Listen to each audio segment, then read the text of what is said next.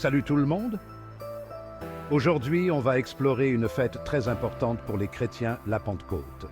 50 jours après Pâques, on célèbre la venue du Saint-Esprit sur les apôtres. C'est un moment crucial qui marque le début de l'Église chrétienne. Imaginez un peu, le Saint-Esprit descend du ciel et donne naissance à une nouvelle communauté de croyants. La Pentecôte, c'est comme un nouveau souffle, une nouvelle énergie pour les disciples de Jésus. Après son départ, ils étaient un peu perdus, tristes.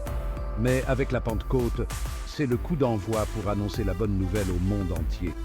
Et ce qui est fascinant, c'est que cette fête trouve ses racines dans une tradition juive bien plus ancienne. On va remonter le temps ensemble pour comprendre d'où vient la Pentecôte. Vous êtes prêts pour l'aventure? Alors, suivez-moi. Avant d'être une fête chrétienne, la Pentecôte était une fête juive appelée Shavuot. À l'origine, Shavuot était une fête agricole. On célébrait les premières récoltes, un moment de joie et de partage. Mais Shavuot, c'est aussi bien plus que ça. C'est le jour où Moïse a reçu les 10 commandements sur le mont Sinaï. 50 jours après la sortie d'Égypte, Dieu a donné sa loi au peuple d'Israël. Alors, vous voyez le lien? La Pentecôte chrétienne arrive aussi 50 jours après Pâques, qui célèbre la résurrection de Jésus. C'est comme si Dieu donnait une nouvelle loi, un nouveau souffle à son peuple à travers le Saint-Esprit. C'est fascinant comme les traditions s'entremêlent, vous ne trouvez pas? Imaginez la scène. Jérusalem est en effervescence. C'est la fête de Shavuot, et des pèlerins venus de tout l'Empire romain sont réunis. Les apôtres sont réunis dans une maison lorsqu'un bruit incroyable retentit, comme un vent puissant qui remplit tout l'endroit. Soudain, des langues de feu apparaissent et se posent sur chacun d'eux.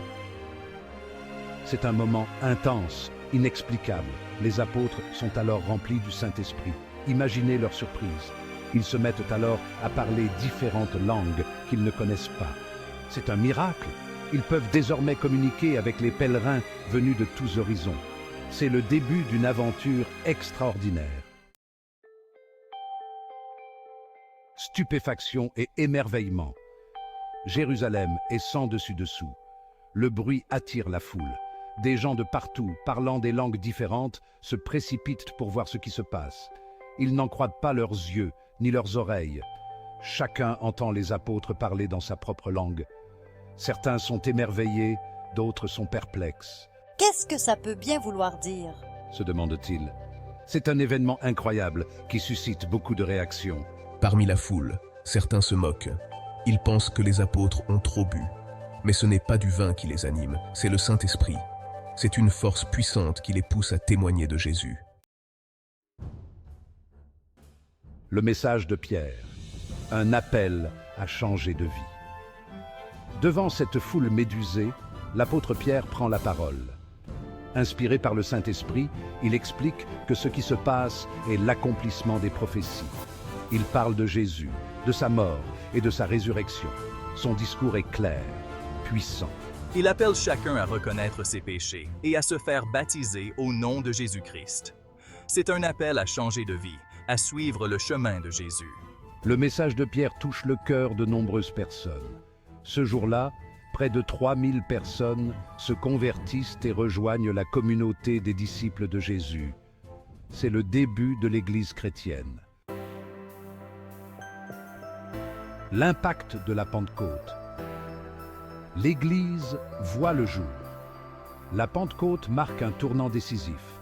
Le Saint-Esprit donne naissance à une nouvelle communauté, l'Église. Les disciples, remplis de courage, commencent à annoncer la bonne nouvelle de Jésus-Christ. L'Église grandit rapidement. Des communautés chrétiennes se forment dans tout l'Empire romain. Malgré les persécutions, la foi se répand comme une traînée de poudre. La Pentecôte, c'est la preuve que Dieu est vivant et qu'il agit encore aujourd'hui. C'est un message d'espoir et d'amour pour le monde entier.